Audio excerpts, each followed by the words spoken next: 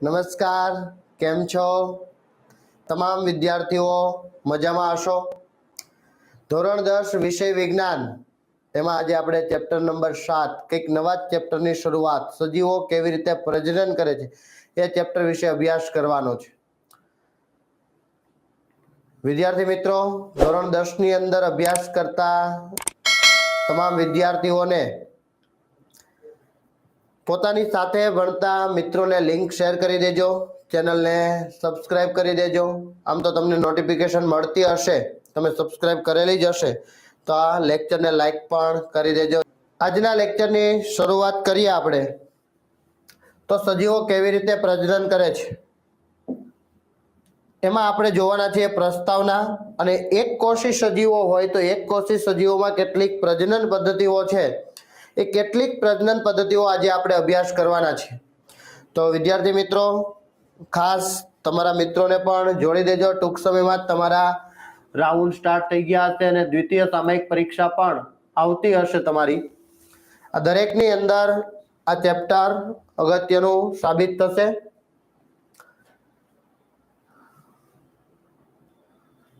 Okay, શરૂઆત કરીએ પ્રસ્તાવનાની અંદર કે સજીવો કેવી રીતે પ્રજનન કરે છે. આમ તો પ્રજનનની જરૂરિયાત શા માટે હોય? ઓકે, આપણે કહીએ કે આપણે જીવવા માટે, આપણે જીવતા રહેવું છે, ટકી રહેવું છે, તો ખોરાક ખાવો પડે, મતલબ પાચનની ક્રિયા જરૂરી છે. શ્વસનની ક્રિયા, શ્વાસોશ્વાસની ક્રિયા જરૂરી છે. ઉત્સર્જનની ક્રિયા, તો કે ખોરાક ખાધો, આપણને ઉર્જા મળી, પાચન થયું, પણ કેટલો ખોરાક અપાચિત પણ આપણા શરીરની અંદર છે. આ અપાચિત ખોરાકને શરીરની બહાર કાઢવો પડે, એટલે આપણે એને ઉત્સર્જનની ક્રિયા કરીએ છીએ, એટલે કે મૂત્ર અને મળ દ્વારા શરીરની બહાર વધારાનો કચરો કાઢી નાખીએ. તો જીવવા માટે આ 4 ક્રિયાઓ જરૂરી છે. શ્વસન હોય, પાચન હોય, ઉત્સર્જન હોય, ખોરાક લેવો, બરાબર છે. આ તમામ ક્રિયાઓ જીવવા માટે જરૂરી છે. પણ એવું બને કે પ્રજનન ન કરીએ તો મરી જઈએ? ન બને, એવું થાય નહીં. તો પાછું આપણે જીવન જરૂરિયાતની ક્રિયા દરમિયાન ઉર્જા વપરાય, આ સાથે સાથે પ્રજનનમાં પણ ઉર્જાનો વપરાશ થાય, ઉર્જા ખર્ચાય, તો પછી પ્રજનન શા માટે જરૂરી છે? તો આપણે આપણી આસપાસ દ્રષ્ટિગોચર કરીએ, એટલે કે જોઈએ, નિહાળીએ, તો આપણને કેટલાક આપણા જેવા સજીવો દેખાય, કેટલાક અન્ય પક્ષીઓ, પ્રાણીઓ વગેરે સજીવો દેખાય, જીવજંતુઓ દેખાય, પતંગિયાઓ દેખાય, મચ્છર દેખાય. આ તમામ સજીવો દેખાય છે, દ્રષ્ટિગોચર થાય છે, જોઈએ છીએ આપણે. એનું કારણ છે પ્રજનન. વિચારો કે પ્રજનન ન થતું હોત તો આપણે આવી કેટલીક ભાવિ પેઢીઓને જોઈ શકતા ન હોત. તો એટલા માટે પ્રજનન જરૂરી છે. આગળ વધીએ હવે. સજીવો શા માટે પ્રજનન કરે છે? તો કે સજીવો પ્રજનન દ્વારા પોતાના જેવા જ નવા બાળ સજીવ સંતતિનું નિર્માણ કરે. પોતાના જેવા જ નો મતલબ શું થાય? મનુષ્યની વાત કરીએ તો આપણે 2 પગ છે, હાથ છે, 2 આંખ છે, નાક છે, કાન છે, મોઢું છે, બોલી શકીએ છીએ, મતલબ એના જેવો જ. 2 એકદમ કોપી ટુ કોપી ક્યારેય પણ થવાના નથી. થોડા ઘણા અંશે તો ફેરફાર હોય જ છે, અને એનું કારણ પણ આપણે જોવાના છીએ શા માટે એમાં ફેરફાર હોય છે. તો અહીંયા વાત કરવાની છે બાળ સજીવ પોતાના જેવો જ કોઈક નવો સજીવ નિર્માણ કરે છે. એનો મતલબ તમે સમજી ગયા હશો મિત્રો. જીવિત રહેવા માટે અનિવાર્ય ક્રિયાઓ જેવી કે પોષણ, શ્વસન, ઉત્સર્જન વગેરેની જરૂરિયાત પડે, જીવતું રહેવું હોય તો. પણ પ્રજનન ક્રિયા જરૂરી નથી. દરેક સજીવ મર્યાદિત જીવનકાળ ધરાવે છે. થોડા વર્ષો જીવે પછી મૃત્યુ પામે, કોઈ અમર રહેતું નથી. એટલે મર્યાદિત જીવનકાળ ધરાવે છે અને દરેક સજીવ મૃત્યુ પામે છે. સજીવો પોતાના જીવનકાળ દરમિયાન પ્રજનન દ્વારા પોતાના જેવી સંતતિનું નિર્માણ કરે છે. મતલબ જે વ્યક્તિએ જન્મ લીધો છે એ તો મૃત્યુ પામવાનો જ છે, પણ એના દ્વારા જે નવી પેઢી આગળ વિકાસ પામી હશે એ પોતાની આગળ પેઢીનો વિકાસ કરશે, અને જે પાછળ પાછળ જતા જશે એ મૃત્યુ પામતા જશે. જીવિત સજીવો આ ક્રમ ચાલુ રાખે છે. પ્રજનન દ્વારા દરેક જાતિના નવા બાળ સભ્યો ઉમેરાતા રહે છે અને જીવન સાતત્ય જળવાઈ રહે છે, એટલે કે જીવન દર આગળ ને આગળ વધતો રહે છે. એક જ જાતિના સજીવો શા માટે સમાન મળે છે જોવા મળે છે? એક જ જાતિના હોય, મનુષ્ય જાતિ આપણે બધા જ એક સરખા દેખાય. એવી જ રીતે કોઈ પક્ષીની વાત કરીએ તો ઈ જાતિના બધા જ પક્ષીઓ સરખા લાગે. આપણે કોઈ પ્રાણીની વાત કરીએ છીએ તો એ પ્રાણીઓ બધા એક સરખા લાગે. તો એવી રીતે શા માટે સમાનતા જોવા મળે છે, સમાન જોવા મળે છે?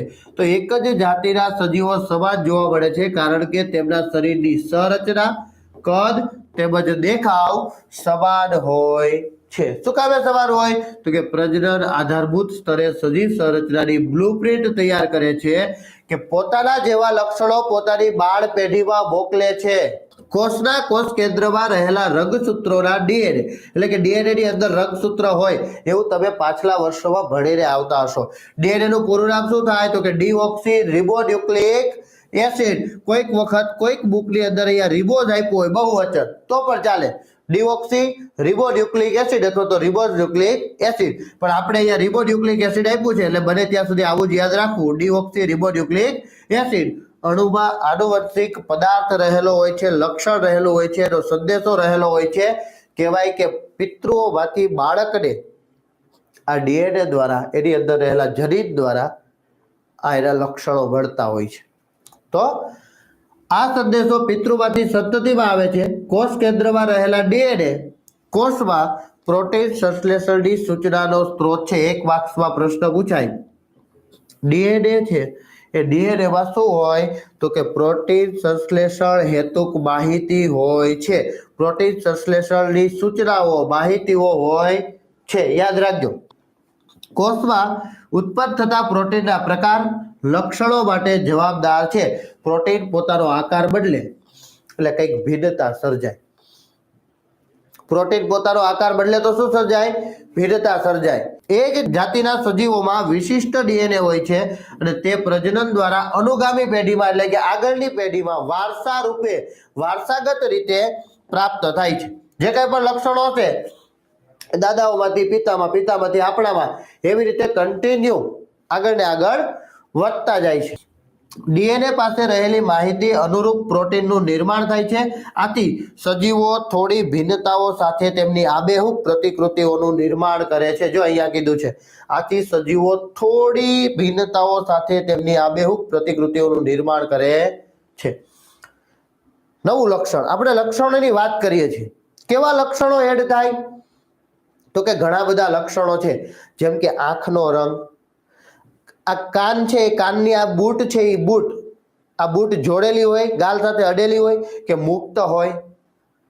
વાળનો રંગ છે, ચહેરાનો દેખાવ છે, આકાર છે, ગોળ છે, લંબગોળ છે વગેરે, નાકનો આકાર છે, પછી ચામડીનો રંગ છે વગેરે જેવા બધા જ લક્ષણો આપણને પિતૃઓ પાસેથી મળતા. પણ હાલના જમાનામાં જે ટેકનોલોજીના કારણે નવા નવા ઉત્સર્જિત કરે એની વાત નથી કરતો, બરાબર છે, હાઇલાઇટ કરે.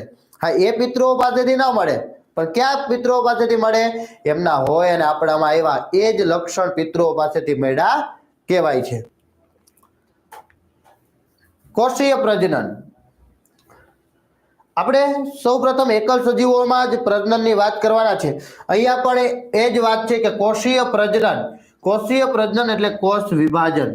એક કોષ હોય અને એમાંથી અન્ય કોષ બને તો એ કોષ વિભાજન કહેવાય, કોષીય પ્રજનન કહેવાય. બરાબર છે. આગળ, પિતૃકોષ વિભાજન પામી બે બાળકોષોનું નિર્માણ કરે. આપણે અમીબા વિશે ચોક્કસથી જાણતા હોય, કારણ કે ધોરણ 8 કે 7 ની અંદરથી શરૂઆત થાય. Amoeba amoeba amoeba amoeba. ખોરાક મેળવે તો કે ખોટા પગ બહાર કાઢીને ભેગા કરી લે. અને 10મા ધોરણની અંદર પણ બાયોલોજીનું આપણે પહેલું ચેપ્ટર ભણીએ એટલે અમીબા તો આવે ને આવે.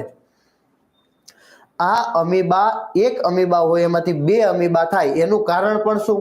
તો કે આ કોષીય પ્રજનન એટલે કે કોષ વિભાજન. શું થાય? એક અમીબા હોય એના બે ટુકડા થાય. ટુકડા એટલે આમ તૂટી નથી જતા, મતલબ કે બે ભાગ. પેલા કોષ કેન્દ્રનું વિભાજન થાય, કોષ કેન્દ્રનું વિભાજન થાય, અંદરના કોષ રસનું વિભાજન થાય અને પછી બે સજીવો છૂટા પડી જાય. એટલે એક હતો ને બે થઈ ગયા, એટલે પેલાનું અસ્તિત્વ ગયું, કારણ કે એકમાંથી બે પછી 2 માંથી 4, 4 માંથી 8 એવા અમીબાઓ કોષ વિભાજનની ક્રિયા દ્વારા નિર્માણ પામતા હોય છે. આપણે આગળ વધીએ. અહીંયા આપણે વાત કરી અમીબાની કોષ વિભાજન, કોષીય પ્રજનન. પ્રજનન ક્રિયામાં ડીએનએ પ્રતિકૃતિનું સર્જન એ મૂળભૂત ઘટના છે. કોઈ પણ પ્રજનનની ક્રિયા આપણે લઈએ એટલે શું થાય તો કે ડીએનએ ની પ્રતિકૃતિનું નિર્માણ થાય. એ થવાથી જ આગળનો સજીવ એના જેવો દેખાશે, પિતા જેવો. એટલે મૂળભૂત ઘટના શું તો કે ડીએનએ પ્રતિકૃતિનું સર્જન થવું એ મૂળભૂત ઘટના છે. આવો 1 માર્ક્સમાં પ્રશ્ન પૂછાય, યાદ રાખજો વિદ્યાર્થી મિત્રો. પ્રજનન ક્રિયામાં ખાલી જગ્યાનું સર્જન અથવા તો ખાલી જગ્યા એ મૂળભૂત ઘટના છે. આ ખાલી જગ્યાની અંદર આવશે ડીએનએ પ્રતિકૃતિનું સર્જન. બરાબર છે. આગળ વધીએ. કોષો તેમની ડીએનએ પ્રતિકૃતિના નિર્માણ માટે વિવિધ રાસાયણિક ક્રિયાઓનો ઉપયોગ કરશે. પોતાના જેવી જ કોષ છે, કોષની અંદર રંગસૂત્ર હોય. આમ તો રંગસૂત્ર છે ને એ કંઈક આવી રીતે હોય. તમે કોઈ લેબમાં, બાયોલોજી લેબમાં તમારી શાળાની અંદર તમે ગયા હોય, મુલાકાત લીધી હોય તો આવું કંઈક રંગસૂત્ર હોય ને એની અંદર અહીંયા આવી રીતે આમ આ પ્રોટીન હોય અને આ પ્રોટીનનો ક્રમ હંમેશા દરેક સજીવોની અંદર અલગ અલગ હોય છે. શું હોય? અલગ અલગ હોય છે. હવે તમે આગળના જો સાયન્સ સાથે સંકળાયેલા રહેશો તો 11-12 સાયન્સની અંદર તમે આના વિશે ડિટેલમાં અભ્યાસ કરશો. આપણે તો અહીંયા વાત કરવાની છે પ્રતિકૃતિ તૈયાર કરવાની. અહીંયા જે પ્રોટીન છે એ પોતાની આગળની પેઢીમાં એની પાસે એક સંદેશો છે. એ સંદેશો મોકલવાનો છે કે આવું લક્ષણ તારામાં આવશે. આંખનો રંગ તો કે ભૂખરો આવશે, માંજરી આંખ આવશે, કાળી આંખ આવશે, ડોળાનો રંગ. બરાબર છે. તો એ આગળ જવાનું છે એના માટેની માહિતી છે. એટલે એ રાસાયણિક ક્રિયાઓનો ઉપયોગ કરીને બનાવે છે. આ પ્રક્રિયાના પરિણામે 2 સમાન ડીએનએ પ્રતિકૃતિઓનું નિર્માણ થાય છે. બીજો ડીએનએ બને, બેની રાસાયણિક પ્રક્રિયાઓ સમાન થઈ હોય તો જે નિપજ મળવાની છે, મતલબ જે બનશે એ પણ સમાન જ હોય. એટલે 2 પ્રતિકૃતિઓ તૈયાર થઈ.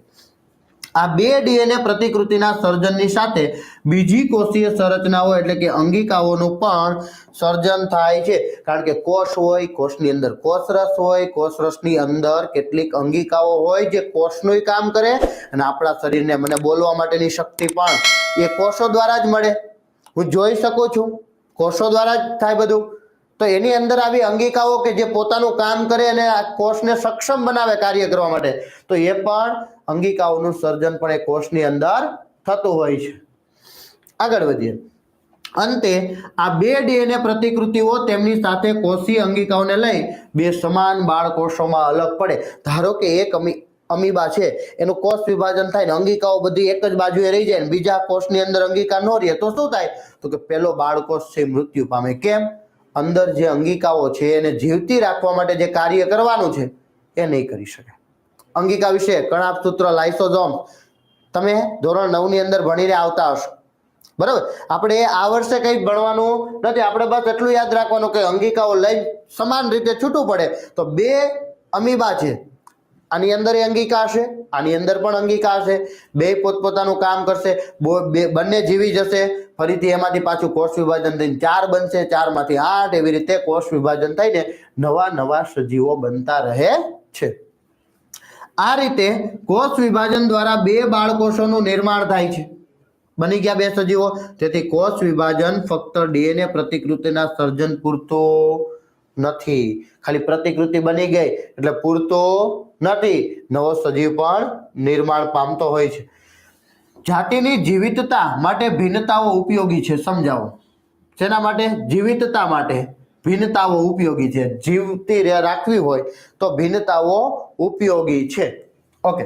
સજીવોની વસ્તી તેમની પ્રજનન ક્ષમતાનો ઉપયોગ કરી નિવસન તંત્રમાં વસવાટ પ્રાપ્ત કરે છે. અહીંયા કીધું પ્રજનન ક્ષમતાનો ઉપયોગ કરીને પોતાના જેવા નવા સજીવો બનાવીને. નિવસન તંત્ર મતલબ શું? તમે કોઈ રૂમની અંદર બેઠા છો, તમે બેઠા હો, તમારા મમ્મી બેઠા હોય, તમારા પપ્પા બેઠા હોય, દાદા બા જે આપણા ઘરના સભ્યો હોય, કદાચ એ પણ આપણી સાથે હોય, નાના ભાઈ બહેન હોય તો એ પણ આપણી સાથે હોય. પછી કેટલાક નાના સૂક્ષ્મ જેવો સાંજનો સમય છે, બની શકે કે આજુબાજુમાં અત્યારે વાતાવરણની અંદર ફેરફારને કારણે મચ્છર થયા હોય તો મચ્છર આવે. આ ઉપરાંત અન્ય સૂક્ષ્મ જીવો આવે, નાના કીટાણુઓ આવે, જીવાણુઓ આવે. પછી પાણીની બોટલ હોય તો પાણી આવી ગયું. એમ દરેક વસ્તુઓ ભેગી થઈને નિવસન તંત્રની રચના કરે. તો આ નિવસન તંત્રમાં ટકી રહેવું છે. તો એ નિવસન તંત્રમાં વસવાટ કરવા માટે પ્રજનન ક્ષમતાનો ઉપયોગ કરી નવા સજીવો બને અને બધા જ વસવાટ કરતા હોય છે. સજીવની શરીર રચના અને બંધારણ જાળવી રાખવા માટે પ્રજનન દરમિયાન ડીએનએ પ્રતિકૃતિનું સાતત્ય ખૂબ મહત્વનું છે. આ બાબત સજીવને તેમના વિશિષ્ટ વસવાટ માટે યોગ્ય બનાવે છે. તમે વિચાર કરો કે બધા એક જ સરખા દેખાતા હોત તો બધા જ એક સરખા દેખાતા હોત. કોઈ ગુનેગાર છે એ ગુનો કરે અને બધા જ એક સરખા દેખાતા હોય તો કોને પકડવાનું? કોઈને પકડી શકીએ નહીં. એટલે કંઈક ભિન્નતા તો સર્જાવી જ જોઈએ. અને ભિન્નતા ક્યારે આવશે? તો કે પિતૃઓ જે વારસાગત રીતે લક્ષણો વહન કરાવે છે એ લક્ષણોમાં થોડો થોડો ફેરફાર આવે એટલે જે નવો સજીવ બને છે એમાં કંઈક ને કંઈક ભિન્નતા સર્જાય. એટલે જીવતા રહેવું હોય તો ભિન્નતા ઉપયોગી છે. બધા જ એક સરખા દેખાતા હોત તો આપણે નવા સજીવ જે નિર્માણ પામ્યો હોય એ પોતે પિતૃઓ જેવો દેખાય, બીજા કેટલાક સજીવો નિર્માણ પામ્યા છે એ પણ સરખા દેખાય. તો એવા સમયે આપણે નોર્મલ ઉદાહરણ લઈએ કે વ્યવહારમાં કોઈ ગુનેગાર હોય, ગુનો કર્યો છે, એને પકડવા માટે તો કે કંઈક અલગ દેખાતો હોય તો આપણે કહી શકીએ કે આ ભાઈ આ XYZ વ્યક્તિ ગુનેગાર છે. પણ બધા જ સરખા દેખાતા હોય તો આપણે એને ઓળખી શકીએ નહીં, એને પારખી શકીએ નહીં. એટલે ભિન્નતા હોવી જરૂરી છે. આમ ચોક્કસ વસવાટમાં કોઈ જાતિની વસ્તીનું સ્થાયિત્વ પ્રજનનની ક્રિયા વડે જાળવી રાખવામાં આવે છે. સ્થાયિત્વ એટલે સ્થિર રહેવું. વિચાર કરો કે આજથી 7-8 વર્ષ પહેલા 2006 ની અંદર પૂર આવ્યું સુરતની અંદર. આવી તો કેટલી ઘટનાઓ હોય. હું અત્યારે સુરતની વાત કરું, સુરતમાં રહીએ છીએ એટલે સુરતની વાત કરું. એ પૂર આવ્યું એ સમયે કદાચ એવું થયું નથી ભગવાનની કૃપાથી, પણ આપણે એવું વિચારીએ ખાલી કે કદાચ બધા જ તણાઈ ગયા હોત, સુરત આખું ખાલી થઈ ગયું હોત. પહેલા રહેતા હતા, હવે પૂરમાં બધા તણાઈ ગયા, હવે કોઈ જ નથી આપણે. તો કે સ્થાયીતા ન રહી, સ્થાયિત્વ ન રહ્યું. કેમ સ્થાયિત્વ ન રહ્યું? હવે છે જ નહીં, આપણે અહીંયા હાજર હતા, હવે નથી. તો શું? તો કે સ્થાયી નથી. પણ એની સામે ટકી રહ્યા. પ્રજનનની ક્રિયા દ્વારા સુરતની વસ્તી પણ વધતી રહી, મતલબ જળવાઈ રહી. કેટલાક મૃત્યુ પામે છે તો નવા જન્મે છે, મૃત્યુ પામે છે, જન્મે છે. તો એ જે સ્થાયિત્વ છે એ જે જાળવવા માટે શું કરવું પડે? તો કે પ્રજનન ક્રિયા જરૂરી છે. જો પ્રજનન થતું હોય તો નવા સજીવો પૃથ્વી પર જન્મ લેતા રહીએ, જૂના છે મૃત્યુ પામતા જાય, એટલે મતલબ વૃદ્ધ થાય તે મૃત્યુ પામે છે. તો એ સાતત્ય જાળવી રાખવા માટે પ્રજનન ક્રિયા અગત્યની છે. વસવાટમાં થતા પરિવર્તન ફેરફાર એનો મતલબ આ પૂરની ઘટના સાથે સાંકળવાની. શું? તો કે પરિવર્તન આવ્યું. એવું પણ બને કે આપણા કારણે ગ્લોબલ વોર્મિંગ થાય, ખૂબ તડકો પડે ઉનાળામાં અને કીડીઓ ચટકા ભરતી હોય આપણા હાથમાં, એમ થાય કે ઓહો કેટલો તડકો છે, અને એવા સમયે જે એની સામે ન ટકી શકે એ મૃત્યુ પણ પામે. પણ જો કંઈક ફેરફાર થયો હોય, પ્રજનનની ક્રિયા દરમિયાન કંઈક નવું લક્ષણ એનામાં એડ થયું હોય કે તાપમાન સામે ટકી શકે તો એ બચી જાય. નવી સંતતિઓ આવશે, એ આ તાપમાન સામે ટકવા માંડે છે. તો આવી રીતે ફેરફાર પણ જરૂરી છે, ભિન્નતા પણ જરૂરી છે. તો વસવાટમાં થતા પરિવર્તન ફેરફાર સજીવોના નિયંત્રણમાં હોતા નથી. પૂર આવવું આપણા હાથમાં નથી હોતું, વાવાઝોડું આવવું આપણા હાથમાં નથી હોતું, ભૂકંપ આવે આપણા હાથમાં નથી હોતો. આવ્યું તો એ જે સમય દરમિયાન જેમ કે પૃથ્વીના તાપમાનમાં ફેરફાર થાય, તાપમાન વધે, પાણીના સ્તરમાં ફેરફાર થાય. કેમ? તો કે ગ્લોબલ વોર્મિંગના કારણે ધ્રુવ પ્રદેશ પરનો બરફ પીગળે. બરફ પીગળે એટલે નદીમાં જાય, નદીમાંથી સરોવરમાં જાય, દરિયામાં જાય, દરિયાની સપાટી વધે, આસપાસના વિસ્તારો ડૂબી જાય. પણ આ ઉપરાંત આપણે દરિયાઈ પ્રાણીઓની વાત કરીએ તો તાપમાન વધ્યું તો પાણી ગરમ થાય, પાણી ગરમ થાય તો પેલા જે બેક્ટેરિયાઓ હોય, જીવાણુઓ હોય, એને ઠંડા પાણીમાં રહેવાની આદત હોય. પણ એવા સમયે શું થાય છે? તો કે તાપમાન વધી ગયું, પાણી વધી ગયું તો એ જીવી શકે નહીં. પરંતુ કેટલાક બેક્ટેરિયા એવા હોય કે જેના ડીએનએમાં કંઈક ફેરફાર થઈ ગયો, એક નાનકડા પ્રોટીનમાં ફેરફાર થઈ ગયો, બદલાઈ ગયું. એ શું કરે? તો કે એ તાપમાન સામે ટકી શકે છે. તો તાપમાન સામે ટકી જાય, જીવી જાય, એ નવી પેઢી આગળ વધશે. એ તમામ બેક્ટેરિયાઓ, જીવાણુઓ છે એ આ ઊંચા તાપમાન સામે જીવી જતા હોય છે. અહીંયા ઉલ્કાની અથડામણ કે અન્ય કોઈ રીતે નિવસન તંત્રમાં અસંતુલન વગેરે જેવી ઘટનાઓ, જો અહીંયા ઘણી બધી ઘટનાઓ કીધી છે. આવી ઘટનાઓ દરમિયાન ફેરફાર થાય એવું કહેવાય કે પૃથ્વીની બહારથી કોઈ ઉલ્કા આવે છે બીજા ગ્રહ પરથી અને પૃથ્વી સાથે અથડાઈને ઓચિંતો વિનાશ થઈ ગયો તો આપણું સ્થાયિત્વ ન રહે, પણ જે ટકી જાય એ તો પ્રજનન કરીને આગળ વધી શકશે. આગળ ચોક્કસ પ્રકારના વસવાટમાં આવા કોઈ પણ ફેરફાર વસ્તીના પ્રજનનક્ષમ સજીવોને અસર કરે છે. આ બધી જે કંઈ પણ થાય તો શું થાય, તો સજીવો પર આપણા પર અસર કરે જ. પૂર આવે, ઉલ્કા અથડાય તો આપણા જીવન પર અસર ચોક્કસથી થાય છે. આ સ્થિતિમાં અસર પામેલી વસ્તીનો સંપૂર્ણ વિનાશ થવાની સંભાવના છે. બની શકે બધા મૃત્યુ પામે. આપણે એમ વાત કરીએ કે પૂર આવે છે તો સુરતના બધા જ વ્યક્તિઓ તણાઈ જાય, બની શકે. આમ છતાં વસ્તીના થોડા સજીવો કે જે ડીએનએમાં ભિન્નતાઓ ધરાવે છે તેમની જીવતા રહેવાની સંભાવના વધારે છે. કંઈક ફેરફાર હશે, ભિન્નતા હશે ને તો એ ટકી જશે. ઉદાહરણ તરીકે જીવાણુ, બેક્ટેરિયાની વસ્તી શીતોષ્ણ ઠંડા પાણીમાં, કેવા ઠંડા પાણીમાં સામાન્ય તાપમાને જીવંત રહે છે. જો વૈશ્વિક ઉષ્મીકરણ, ગ્લોબલ વોર્મિંગ, તાપમાન વધવું, વિશ્વનું તાપમાન વધવું, વૈશ્વિક ઉષ્મીકરણ ને કારણે પાણીનું તાપમાન વધી જાય તો મોટા ભાગના જીવાણુઓ મૃત્યુ પામશે. પરંતુ કેટલાક તાપમાન પ્રતિરોધી, જે તાપમાન સામે ટકી શકે એવા જે જીવાણુઓ હશે એ પરિવર્તક જીવાણુઓ જીવિત રહી જશે, વૃદ્ધિ પામશે, પ્રજનન કરશે, નવા સજીવો ઉત્પન્ન કરશે અને ટકી જશે. આથી જાતિની જીવિતતા માટે ભિન્નતાઓ ઉપયોગી છે. ભલે ડીએનએની પ્રતિકૃતિ સમાન હોય પરંતુ એ પ્રોટીનના બંધારણની અંદર ક્યાંક ને ક્યાંક નાનો ફેરફાર થાય અને નવા સજીવની અંદર કંઈક નવું લક્ષણ એડ થતું હોય છે અને જેના કારણે ભિન્નતા સર્જાય અને ભિન્નતા સર્જાય તો સજીવો જીવી જતા હોય છે. ચલો હવે વાત કરીએ એકલા સજીવમાં પ્રજનન પદ્ધતિઓ. આપણે તો કે મનુષ્યની વાત કરીએ તો બે સજીવ હોય, નર અને માદા, સ્ત્રી અને પુરુષ. પરંતુ એકલા જ સજીવો હોય તો એનું શું, તો એના માટે કેટલીક પ્રજનન પદ્ધતિઓ હોય છે. એના વિશે આપણે જોવાનું છે. કેટલીક પ્રજનન પદ્ધતિઓ આજે જોઈએ, બાકીની આપણે નેક્સ્ટ લેક્ચરની અંદર જોઈશું. ઈસ્ટમાં, ઈસ્ટ એટલે એક પ્રકારની ફૂગ, ઈસ્ટ એટલે એક પ્રકારની ફૂગ. કલિકા સર્જન અલિંગી પ્રજનન પદ્ધતિનું અવલોકન. કેવી પ્રજનન પદ્ધતિ? અલિંગી પ્રજનન પદ્ધતિ. અલિંગી કેમ કીધી, તો કે એમાં એક જ લિંગ હોય. આપણે મનુષ્યની વાત કરીએ તો બે લિંગ આવે, એક નરનું ને એક માદાનું. પરંતુ અહીંયા આપણે ઈષ્ટની વાત કરીએ છીએ જેમાં એક જ લિંગ આવે એટલે અલિંગી પ્રજનન પદ્ધતિ કીધી. સાધનો, હવે એનું એક પ્રવૃત્તિ, તો એના માટે સાધનો જોઈએ. કસનળી જોઈએ, કોનિકલ ફ્લાસ્ક જોઈએ. કોનિકલ ફ્લાસ્ક ચંબુ આકારનો હોય લેબોરેટરીની અંદર. કોટન પ્લગ જોઈએ, મતલબ રૂનું કપડું, કવર સ્લીપ જોઈએ, કાચની સ્લાઇડ જોઈએ, માઇક્રોસ્કોપ જોઈએ, ડ્રોપર જોઈએ, એક ડ્રોપ મૂકવા માટે.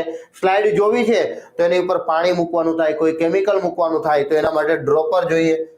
પદાર્થોની અંદર શું, તો કે પાણી, ખાંડ અને ઈસ્ટનો પાવડર લઈ લ્યો. ઓકે, અહીંયા ઈસ્ટ આપ્યું છે, એના પર નવી કલિકા વિકાસ પામે છે. એ વિકાસ પામે ને એ સજીવ શરીરમાંથી છૂટી પડી જાય એટલે નવો સજીવ નિર્માણ પામે. આગળ જોઈએ. પદ્ધતિની અંદર કોનિકલ ફ્લાસ્કમાં 100 ml પાણી લેવાનું, એમાં 10 ગ્રામ ખાંડ ઓગાળી નાખો, ખાંડ નાખીને હલાવી નાખો. ખાંડ તો ઓગળી જવાની છે. ખાંડનું દ્રાવણ તૈયાર થઈ ગયું. કસનળીમાં 20 ml ખાંડનું દ્રાવણ લેવાનું, બીજી કસનળી લેવાની, 20 ml ખાંડનું દ્રાવણ લઈ લેવાનું, તેમાં થોડા પ્રમાણમાં ઈસ્ટ પાવડર ઉમેરવાનું. આ મિશ્રણને હલાવો અને કોટન પ્લગથી કસનળીને ચુસ્ત રીતે બંધ કરી દેવાની, ઢાંકી દેવાની. આ કસનળી 1 થી 2 કલાક સુધી હૂંફાળી જગ્યામાં મૂકી રાખવાની. કસનળીમાં ઉભરો આવે ત્યારે તેમાંથી ડ્રોપર વડે ઈસ્ટના, હવે એમાંથી આમ ઉભરો આવે કેમ, તો કે ઈસ્ટનો ઉપયોગ છે ને ઉભરો લાવવા માટે, આથો લાવવા માટે થાય. તો અહીંયા શું થવાનું છે, ઉભરો આવશે એટલે પેલું કોટન પ્લગ હતું એ કાઢી નાખવાનું. ડ્રોપર વડે એમાંથી કેટલાક દ્રાવણો લેવાના અને એ ઈસ્ટના સંવર્ધિત દ્રાવણના 1-2 ટીપાને છે પેલી સ્લાઇડ ઉપર મૂકવાના, કાચની સ્લાઇડ ઉપર. હવે એના ઉપર શું મૂકી દેવાનું, કવર સ્લીપ ઢાંકી દેવાની. કવર સ્લીપ એટલે નાનો કાચનો ટુકડો હોય એ સ્લાઇડ ઉપર મૂકી દેવાનો. આ સ્લાઇડ હોય મોટી હોય, આ સ્લાઇડ કેવી હોય, મોટી હોય. એના પર 2 ડ્રોપ મૂક્યા હોય તો આટલા જ ભાગમાં હોય, એની પર કવર સ્લીપ કવર કરે, આમ ઢાંકી દે, આટલું મૂકી દેવાનું. અને ત્યાર પછી સૂક્ષ્મદર્શક યંત્રમાં અવલોકન કરવાનું, જોવાનું. તો જોતા આપણને ઈસ્ટ કોષો જોવા મળે છે.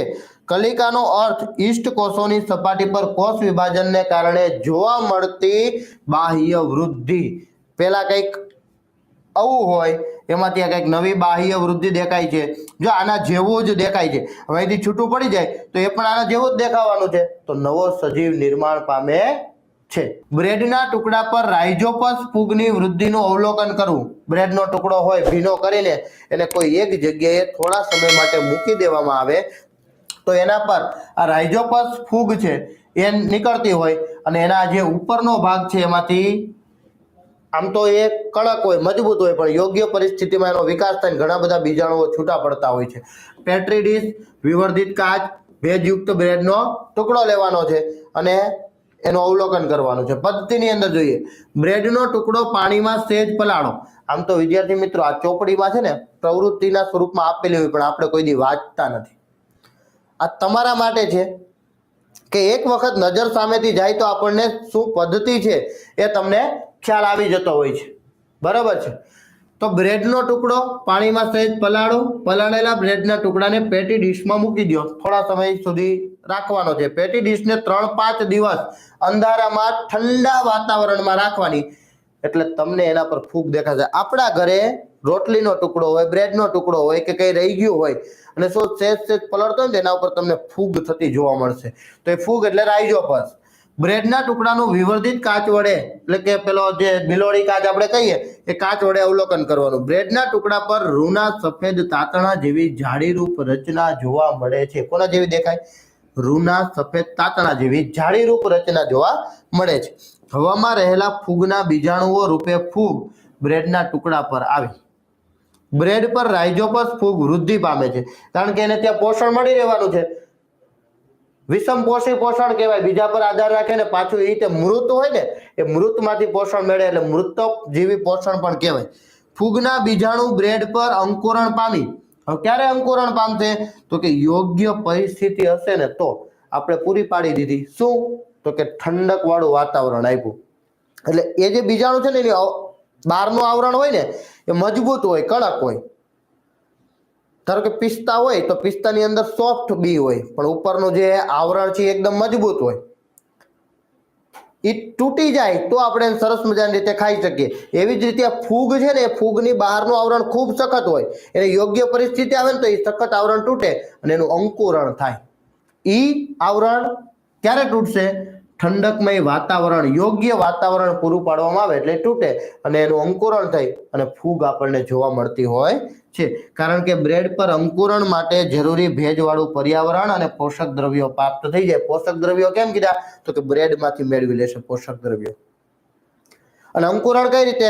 તો કે પાણીવાળું વાતાવરણ મળ્યું, ઉપરનું આવરણ ધીમે ધીમે થોડુંક પલળશે અને પછી તૂટી જશે તો પેલું અંકુરણ થશે. આપણે કોઈ બી વાવ્યો હોય અને જેમ અંકુરણ થાય એવી જ રીતે અંકુરણ થાય. ઈસ્ટ એ ફૂગનો જ પ્રકાર છે અને તે એક કોષ રૂપે વૃદ્ધિ પામે છે. મોલ્ડ પણ ફૂગ જ છે. જોજો, ઈસ્ટ પણ ફૂગ છે અને અહીંયા કીધું મોલ્ડ એ પણ એક પ્રકારની ફૂગ જ છે. તે બહુકોષી તંતુમય રચના સ્વરૂપે વૃદ્ધિ પામે છે. કઈ રચના? બહુકોષીય તંતુમય.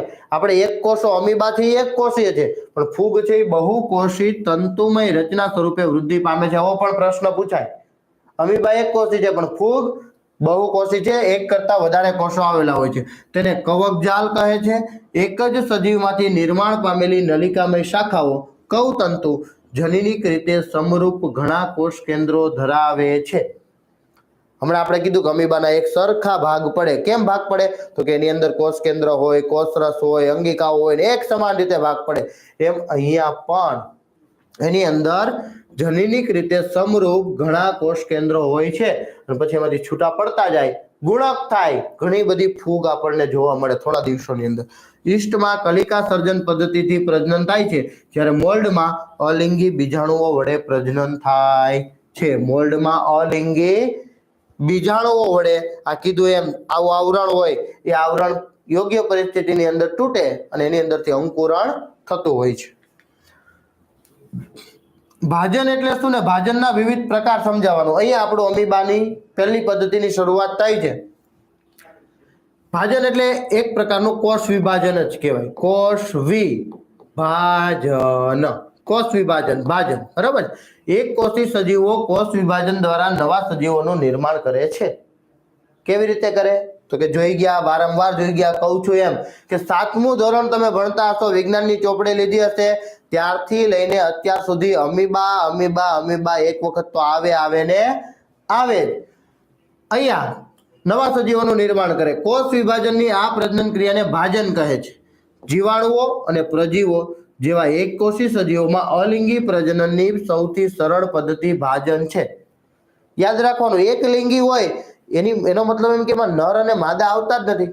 એક જ જે છે એ જ સજીવ તરીકે વર્તે છે, એ જ જન્મ આપશે. પણ કેવી રીતે નવા સજીવને જન્મ આપશે? કેવી રીતે? તો કે કોષ વિભાજન દ્વારા. એ જે કોષ વિભાજન થાય છે એ જ ભાજન છે. ભાજનની અનેક રીતો જોવા મળે છે. ભાજનના પ્રકાર તો કે પહેલું દ્વિભાજન, એટલે કે બે ભાગ પડે, અને બહુભાજન, ઘણા બધા ભાગ પડે. દ્વિભાજન જોઈએ, પેલા બે ભાગ કેવી રીતે થાય એ જોઈએ. તો ઘણા જીવાણુઓ અને પ્રજીવો કોષ વિભાજન દ્વારા બે સરખા ભાગોમાં વિભાજન પામે છે. અમીબામાં કોષ વિભાજન કોઈ પણ સમતલમાં થઈ શકે છે. કોઈ પણ સમતલનો મતલબ એવું નથી કે અહીંયા બતાવ્યું એમ આવી જ રીતે થાય, એ આડું પણ થાય. જો અહીંયા ધારો કે અનિયમિત આકારની અમીબા છે, અહીંયા કેવી રીતે દર્શાવ્યું? તો કે આમ ભાજન દર્શાવ્યું છે. તમને દેખાતો હશે કે આમ બે ટુકડા થાય છે, બરોબર ને? આવી રીતે બે ટુકડા થાય. પણ એવું નથી, એ કોઈ પણ સમતલમાં છે. એને એમ થાય કે અહીંથી આમ છૂટું પડવું છે તો એમાંય થઈ શકે. એને એમ થાય કે આવી રીતે બે ભાગ કરવા, આ પહેલો ભાગ ને આ બીજો ભાગ, તો બે સરખા ભાગ. કેવા? બે સરખા ભાગ. એ આમ પણ થઈ શકે છે. કોઈ પણ સમતલમાં એનું કોષ વિભાજન થઈ શકે છે. અને સૌથી સહેલી આકૃતિ, કાંઈ ન આવડતું ને તોય ગમે તેમ લીટા કરે ને એટલે અમીબા દોરાઈ જાય ને, એકદમ સહેલું. ઓકે, તો અહીંયા સૌપ્રથમ કોષ કેન્દ્ર દેખાય ને આજુબાજુ જે દેખાય છે એ અંગિકાઓ છે. અંગિકાઓનું કાર્ય શું? ફરીથી જોઈ લઈએ. અંગિકાનું કાર્ય કોષની જે કંઈ પણ ક્રિયા કરવી છે એ ક્રિયા માટે ઉર્જા આપવાનું કાર્ય, અથવા તો કોષના જે કંઈ પણ કામ કરવા હશે, કોષને સ્વચ્છ રાખવો હશે, કોષને પ્રોટીનની જરૂર હશે, કોષને ઉર્જાની જરૂરિયાત હશે, એટીપીની જરૂરિયાત હશે, એ તમામ વસ્તુ આ અંગિકાઓ પૂરી પાડે. બરાબર છે? એટલે એની જરૂરિયાત હોય છે. તો પેલા કોષ કેન્દ્રનું ધીમે ધીમે વિભાજન થાય છે. કોષ કેન્દ્રનું વિભાજન થતા અંગિકાઓને બંને સરખા ભાગમાં વહેંચાઈ જાય. એટલે કેટલીક અંગિકાઓ આ બાજુ રહે, કેટલીક અંગિકાઓ આ બાજુ રહે. પછી જ્યારે કોષ કેન્દ્રનું વિભાજન થઈ જાય એટલે બે સજીવો છૂટા પડે, જે બાળ અમીબા તરીકે વર્તે. બાળ અમીબા એટલે બે નવા સજીવો બન્યા. ક્યાં? અમીબા. કઈ પદ્ધતિ? દ્વિભાજન. બરોબર છે? કેટલાક એકકોષી સજીવોમાં શારીરિક સંરચના અલગ હોય છે. અમીબા જેવી અનિયમિત આકારની, ગમે તે સમતલ વાળી નહીં, પણ ફિક્સ સમતલ આવતું હોય, એ કોઈ ચોક્કસ જગ્યાએથી કોષ વિભાજન થતું હોય. તો કાલા અજર નામનો રોગ છે. કાલા અજર રોગની અંદર લેશમાનિયા નામનું પ્રજીવ રહેલું હોય છે. આ જીવાણુ રહેલો હોય છે, એક કોષી હોય છે. એનું વિભાજન કેવી રીતે થાય આપણે જોઈએ. કાલા અજર રોગના રોગકારક લેશમાનિયા ના કોષમાં એક છેડે ચાબુક જેવી રચના હોય. જોજો, આ એક છેડે ચાબુક જેવી રચના તમને બધાને દેખાતી હશે. હવે શું થાય છે? તો કે જ્યારે એનું કોષ વિભાજન થતું હોય વિદ્યાર્થી મિત્રો, ત્યારે આ છેડે પાછી જો તમને એક ચાબુક જેવી રચના અડધી દેખાતી હશે, અહીંયા. બરાબર છે? હવે પેલા ચાબુક જેવી રચનાનો વિકાસ થાય એટલે બીજી બાજુએ પણ ચાબુક જેવી રચના મોટી થતી જાય. પેલા ચાબુક જેવી રચના મોટી થતી જાય. પછી જે કોષ કેન્દ્ર રહેલું છે એ કોષ કેન્દ્રનું વિભાજન જો સ્ટાર્ટ થઈ ગયું, આ કોષ કેન્દ્ર છૂટું પડી ગયું, અહીંયા કોષ કેન્દ્ર છૂટું પડી ગયું, બે સરખા ભાગ થઈ ગયા. બરાબર છે? તો આ લેશમાનિયાની અંદર કોષ વિભાજન જો એવું પૂછાય તો લેશમાનિયા શું છે? કાલા અજાર નામનો રોગ છે. કાલા અજાર નામનો રોગ છે. એ રોગ થવા માટેના જે જીવાણુઓ છે એ છે લેશમાનિયા, એટલે કે લેશમાનિયાના કોષો. અને મચ્છર દ્વારા એનો ફેલાવો થાય. એક સજીવમાંથી બીજા સજીવની અંદર મચ્છર દ્વારા ફેલાતો હોય છે. એમાં ખાસ ચાબુક જેવી રચના છે. કોષ કેન્દ્રનું સાથે સાથે વિભાજન કરે. જ્યારે ચાબુક જેવી રચના બીજી થઈ જાય, કોષ કેન્દ્રનું વિભાજન થઈ જાય, ત્યારે બે સજીવો છૂટા પડે. ફરીથી કેટલા? બે ભાગ પડ્યા. કેટલા? બે. એ રીતે પાછા કેવા? સરખા. અહીંયા જે છૂટા પાડે આપણે જોઈ શકીએ બે સરખા જેવા જ દેખાય છે. તો સરખા જેવા જ દેખાતા હોય તો એને દ્વિભાજન કહે છે. ચલો, બહુભાજન. બહુભાજન એટલે ઘણા બધા સજીવોમાં વિકાસ પામે. મેલેરિયાના પરોપજીવી પ્રજીવ પ્લાઝ્મોડિયમ આની અંદર એક સાથે અનેક સંતતિ કે બાળકોમાં વિભાજન પામે તેને બહુભાજન કહે છે. અહીં આપણે જોઈ શકીએ છીએ કેટલી બધી સંતતિઓ, એક કરતા વધારે કોષો. પહેલામાં તો બે જ સરખા ભાગ પડતા હતા, પણ અહીંયા ઘણા બધા ભાગો પડે છે, એટલે આને કહેવામાં આવે છે બહુભાજન. બરાબર છે. આગળ અમીબામાં દ્વિભાજનનું અવલોકન કરવું. સ્લાઇડ ફરીથી પ્રવૃત્તિના સ્વરૂપમાં ચોપડીમાં આપી જ છે, પણ આપણે વાંચતા નથી એ હું તમને અહીંયા બતાવી રહ્યો છું કે સાધનો, સૂક્ષ્મદર્શક યંત્ર, અમીબાની કાયમી સ્લાઇડ. કાયમી સ્લાઇડ અને હંગામી સ્લાઇડ આવી બે સ્લાઇડ આવે. કાયમી સ્લાઇડ નો મતલબ શું થાય તો કે આજે જોઈ શકીએ અને આવતા વર્ષે જોઈ શકીએ અને પછીના વર્ષે જોઈ શકીએ અને કાયમી સ્લાઇડ કહેવાય. અને બીજું આવે હંગામી સ્લાઇડ. હમણાં આપણે ઈસ્ટ વાળો એક પ્રયોગ જોયો ને, એમાં આપણને કીધું કે સ્લાઇડ મૂકો ને એના પર કવર સ્લિપ મૂકો ને જોવો. પછી શું કરીએ તો કે આપણો લેક્ચર પૂરો થાય લેબનો એટલે આપણે ધોઈ નાખીએ મૂકી દઈએ. તમે એવું 11-12 સાયન્સની અંદર જોશો, પ્રેક્ટિકલ આવશે તો કરશો. એમાં હંગામી સ્લાઇડ બનાવવાની આવે. આપણે જોઈ લીધું, આપણું કામ પૂરું, ધોઈને ફરીથી મૂકી દેવાનું. એક્ઝામમાં પાછું પૂછે, પાછું એ બતાવવાનું, એના માટે ફરીથી સ્લાઇડ બનાવવાની હંગામી ધોરણે થોડા સમય માટે. અને અહીંયા કેવી છે કાયમી સ્લાઇડ છે, એનો જ આપણે અભ્યાસ કરવાનો છે. અમીબાની કાયમી સ્લાઇડનું સૂક્ષ્મદર્શક યંત્ર વડે સીધું અવલોકન કરવાનું છે. કેમ? બધી પદ્ધતિઓ ઉપયોગમાં લઈને એને કાયમી સ્લાઇડ તો બનાવી નાખી છે, હવે આપણે માત્ર અવલોકન કરવાનું છે. અમીબામાં દ્વિભાજન દર્શાવતી બીજી કાયમી સ્લાઇડનું સૂક્ષ્મદર્શક યંત્ર હેઠળ અવલોકન કરો. બંને અવલોકનની સરખામણી કરો. બે હતી, બેનું અવલોકન કરવાનું. અમીબામાં દ્વિભાજનના તબક્કા. કોષ કેન્દ્ર વિભાજન પામે, પછી કોષ રસ વિભાજન પામે, પછી કોષનું બે સરખા ભાગોમાં વિભાજન થાય. દ્વિભાજન દ્વારા અમીબા, પેરામેસિયમ, લેશમાનિયા, યુગ્લિના વગેરે એક કોષી સુકોષ કેન્દ્રી સજીવો પ્રજનન કરે છે. સુકોષ કેન્દ્રીનો મતલબ થાય કોષ કેન્દ્ર હોય, અંગિકાઓ હોય, એની ફરતે આવરણ આવેલું હોય, કોષ કેન્દ્ર પટલ આવેલું હોય, તો એવા સુકોષ કેન્દ્રી સજીવો યુગ્લિના, લેશમાનિયા, પેરામેસિયમ, અમીબા વગેરેમાં આવું પ્રજનન થતું જોવા મળે છે. વિદ્યાર્થી મિત્રો, આજના લેક્ચર માટે બસ આટલું જ. આગળનો ટોપિક આપણે નેક્સ્ટ ટાઈમ જ્યારે આપણે પાછા મળશું ત્યાંથી જોઈશું. ત્યાં સુધી બધાને જય શ્રી કૃષ્ણ, જય સ્વામિનારાયણ.